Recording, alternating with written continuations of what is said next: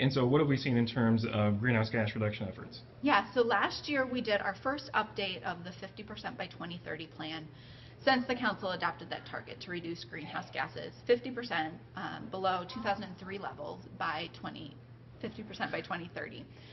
Last year we did an update and we saw that community-wide we had reduced emissions about 10.6% since that 2003 baseline. So that shows us as a community that whereas many communities, when they start this work, they're really looking at an increase for a couple of years before they can start the emissions downturn, that our first year, 2003, was our peak year in terms of emissions, and we've been able to progress as a community since then. A couple things have shown us that reduction. One is an improvement in the way we collect data and really an increased partnership with our utility providers to be able to get better data about emissions. But in addition to that, we have some great progress happening in the community.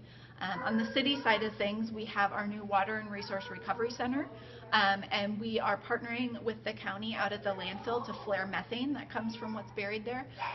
So we have two very large improvements. We also see that community-wide industry and commercial businesses are improving their operations, and that's happening for two reasons. One is that the technology we use is getting better inherently. So LED lights, improved emissions from vehicles, all those things are just helping us do better business. But we also see and we hear from Alliant and Black Hills that businesses and residents in Dubuque are participating in those voluntary programs to reduce energy use more than just about anywhere else in the state. So we see real community leadership happening too that's contributing to that reduced emissions. The largest improvements that we need to see as a community to meet those goals that we've set are either just starting to get underway, and a great example of that would be the capture of methane out at our landfill.